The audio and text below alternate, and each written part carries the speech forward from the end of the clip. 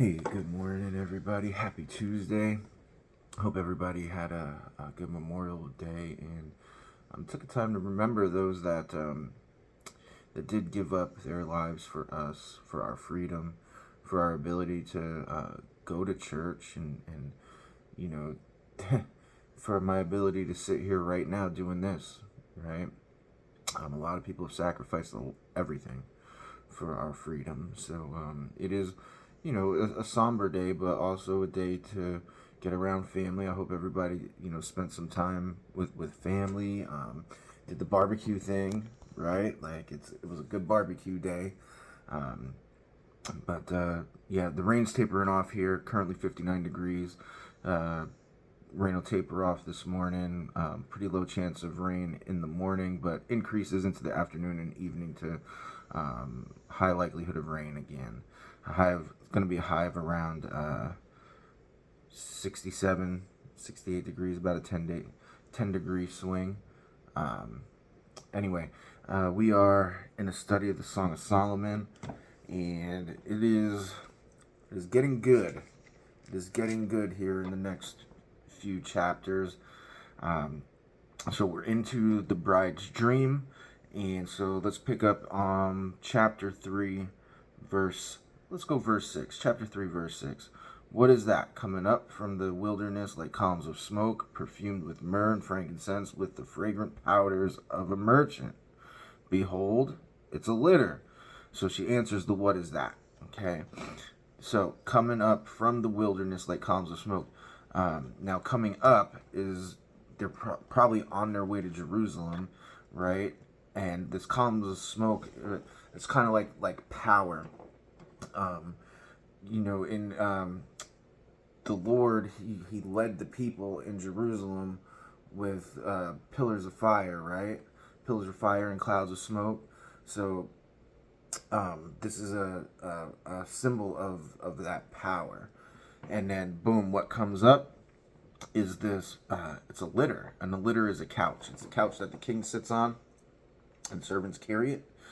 And and it's the litter of Solomon. So it's the couch of the king. It's the couch of the king coming up. And notice that in verse 6, it's that couch is perfumed with myrrh and frankincense, with fragrant powders of a merchant. Okay, so there's this, it is a sweet kind of smell, right? Frankincense with myrrh and the fragrant powders of a merchant. Like there's something like, oh, I wonder what he's got. There's like this curiosity with it. When you go see a merchant, like you never know what the day's catch is, so to speak.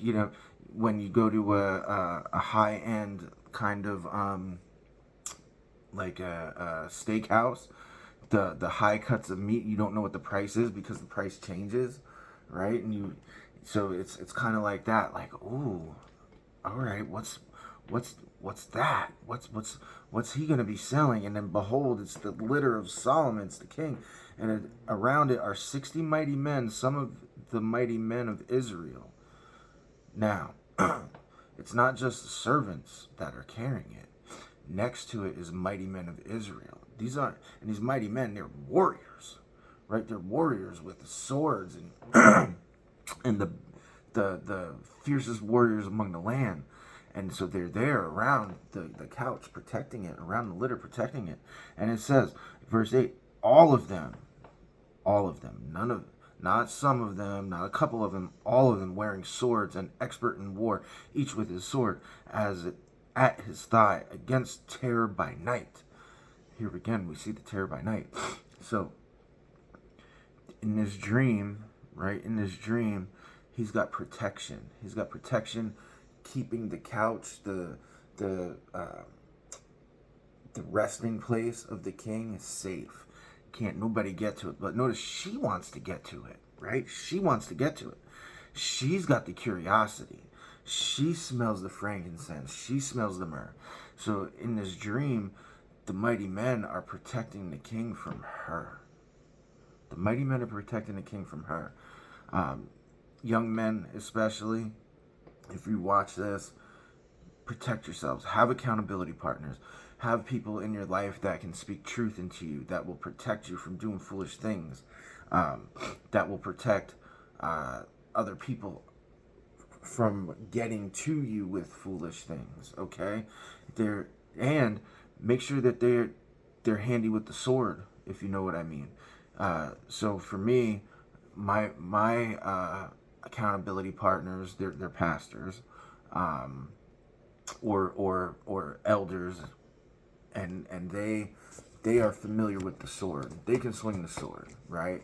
They can, because that's how they got to speak to me. You got to talk to me with the scriptures. You got to be able to sling the sword. You got to be able to take the sword from your thigh and be able to yield it with me. And those that are close to me, they can do it with a piercing love, right? A piercing love. Like, I was talking with one of my friends, my pastor friends, and there's something going on, and he's like, brother, if I ever start slipping, he's like, you don't even call me, you just come down and with a baseball bat, brother. And it's like, all right, man. But that's the kind of fierceness men have to have with each other, and it has to be. You can't be slack with the word. You gotta be able to wield the sword. We're swordsmen. Now, a sword is also a defense piece. It's not just a shield. We can chink things off with the sword, and I'm not saying use the sword as a weapon all the time. Please don't do that, because that'll give that'll give the Bible, that'll give Christianity a terrible name, right? The sword should be yielded in love. It should be yielded in love and mercy and grace. Now, sometimes mercy and grace is piercing my heart, and that's why for me it's people that are skilled with the sword who are my accountability partners, right? But that's where I'm at. Not everybody necessarily needs that at that moment in their life. That's just where I'm at in my life, right? So,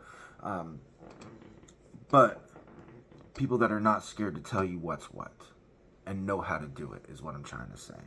People that are not scared to tell you what's what and know how to do it and protect you from people coming towards you, right, with curiosity, but also from yourself, protecting you from yourself. Then he says, verse 9, King Solomon made himself a carriage from the wood of Lebanon. He made its posts of silver, its back gold, its seat of purple. Its interior was inlaid with love by the daughters of Jerusalem. Inlaid with love by the daughters of Jerusalem. So, this litter, right? This carriage is inlaid with wood of Lebanon. Its posts are silver. It is beautiful, okay? It is beautiful. It is ornate. Every piece is put together in the right place, okay? And it's put together, as it says here, with love by the daughters of Jerusalem. So her friends, right? Her homegirls, they co-sign the carriage, right? They co-sign the relationship. It's just not the time. It's just not the time. That's why there's the mighty men there, okay? And now, here's the other piece, and this is going to come off sounding, I don't know, maybe arrogant towards men, but the men are the defenders, right? The women know, they know what's to happen, but it's not time yet. See, it's not time yet. So the mighty men are actually even protecting him from what is meant to be at a later time. Okay, it's from what is meant to be at a later time. And now her in her dream, she's chasing it, right? She's chasing it. And so young men, right, young women are going to want to chase. And you, young men, if you're not strong and don't have accountability partners in place, what is this telling you? You're gonna fall. See, you're gonna fall. You're gonna fall. So protect yourself. Have the right counsel around you. Have the right men around you. It's not saying that it's wrong. Notice that the carriage is put together properly. It's just not the proper time. right? It's just not the proper time. And that's what we have to, we don't get out in front of God. That is something that I've been working on in my own life for like ever, right? And I'll continue to have to work on that, is not get out in front of God. Now, I would say, don't, I don't like test God in his sovereignty. Like, well, God, if this is what you want me to do, give this to me for a sign. That's not it. But there are opportunities in life where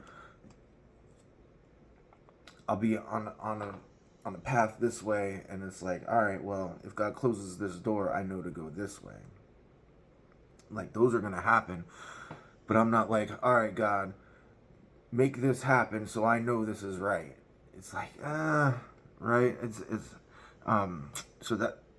So how do you know, right? How do you know? And that's what we're gonna find out as we keep going. Is how do we know, and when do we know?